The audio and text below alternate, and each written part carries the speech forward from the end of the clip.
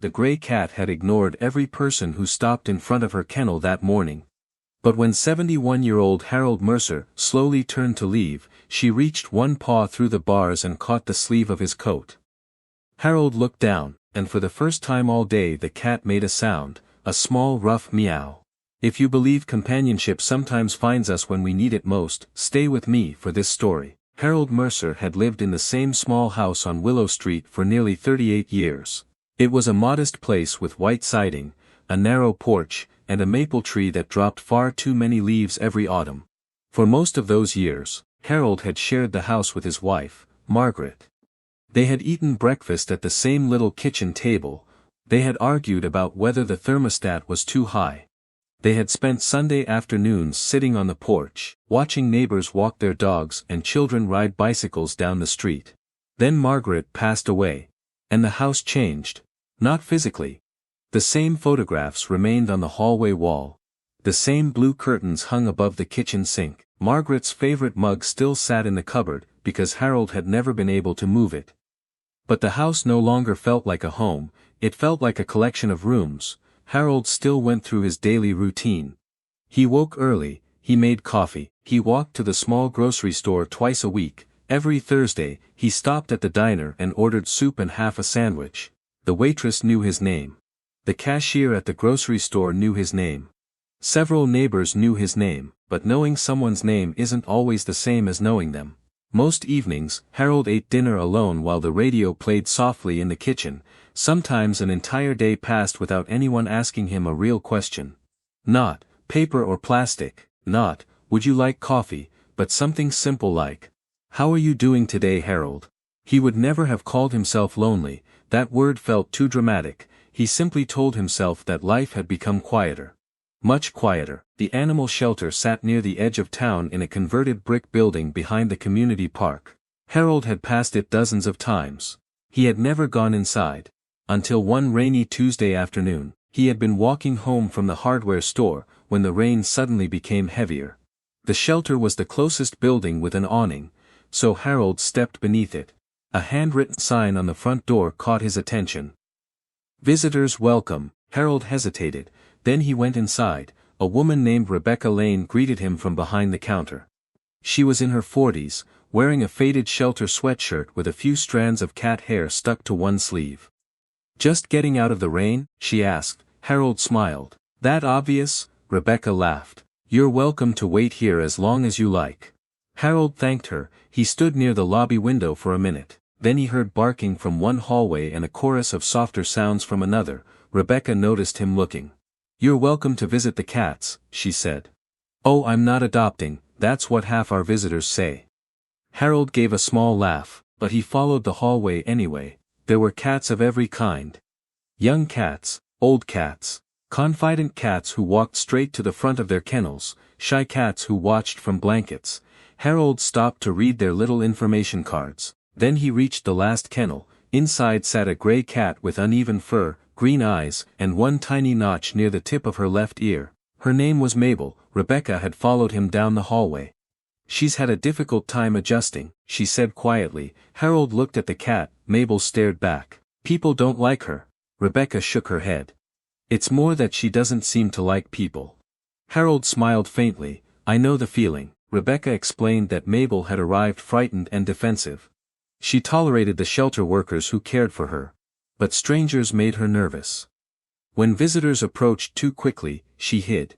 If someone tried to touch her before she was ready, she backed away. A few potential adopters had decided she was simply too difficult.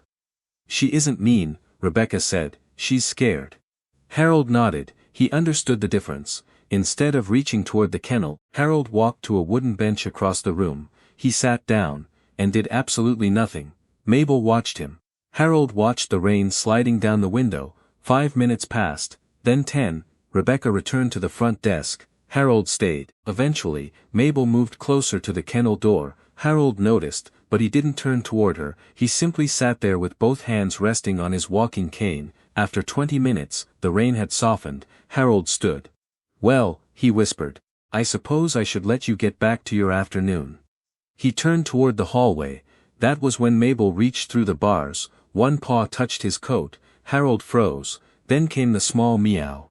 Rebecca heard it from the front desk. She hurried back. For several seconds, nobody moved. Harold slowly looked at Rebecca. Does she do that often? Rebecca stared at Mabel. She has never done that with a visitor.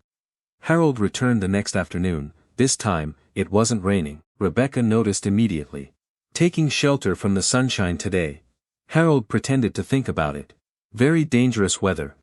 Rebecca smiled and pointed toward the cat room. Mabel was sitting near the front of her kennel before Harold even entered. Again, he didn't reach for her. He simply sat on the bench. He talked quietly about ordinary things, the maple tree in his yard, the neighbor who kept forgetting trash day, the terrible coffee at the hardware store. Mabel listened, or at least Harold liked to think she did. On his fourth visit, Rebecca opened Mabel's kennel and allowed her into a small visiting room.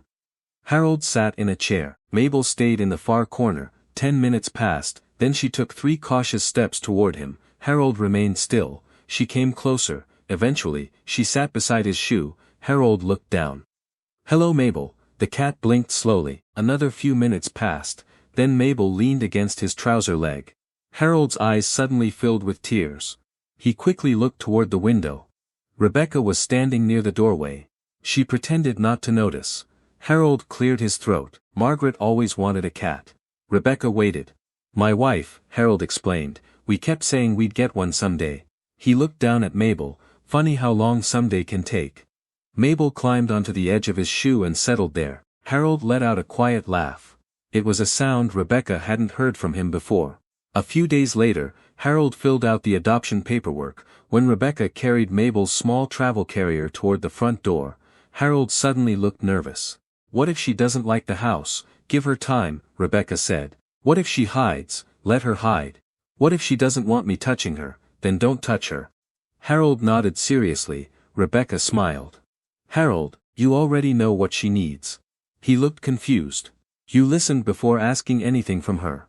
The first evening at Harold's house, Mabel disappeared beneath the guest room bed. Harold placed food, water, and a small litter box nearby. Then he walked away. He didn't pull her out. He didn't call her repeatedly. He didn't try to force affection. Instead, he sat in the hallway and read the newspaper aloud. Not because Mabel understood the news, but because the sound of his voice seemed to make the house feel less empty.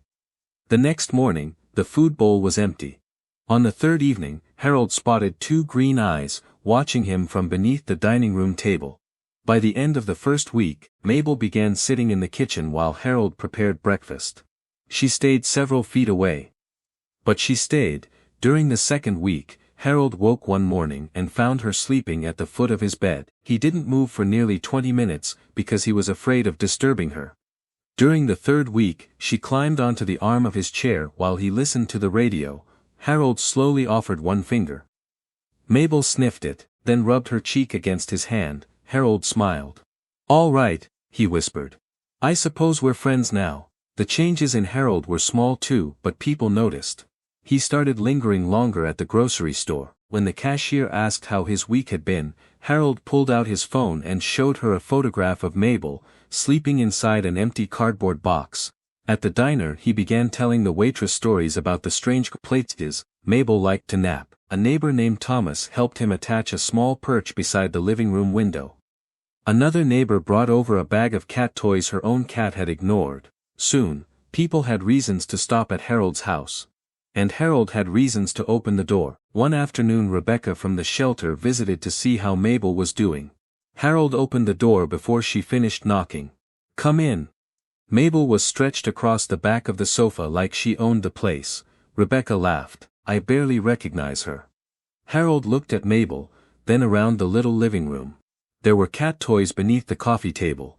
A scratching post stood near the window. A blanket covered Margaret's old chair. The house wasn't silent anymore. There were paws on the floor at 2 in the morning. There was scratching at the bedroom door. There was an occasional crash from the kitchen when Mabel investigated somewhere she wasn't supposed to. But more importantly, there was another living creature waiting for Harold to wake up every morning. Rebecca sat beside him. "You know," she said. "Everyone thought you rescued her." Harold watched Mabel clean one paw, then he smiled. "I'm not sure that's what happened." Sometimes the ones who seem hardest to reach are simply waiting for someone patient enough to stay. And sometimes, two lonely hearts don't need to fix each other. They just need to share the same quiet room. If this story touched you, comment, "Kindness lives here" below. And if an animal, a neighbor, or even a stranger ever appeared in your life at exactly the right moment, share that memory with us too. Someone reading it today might need the reminder that companionship can arrive in unexpected forms.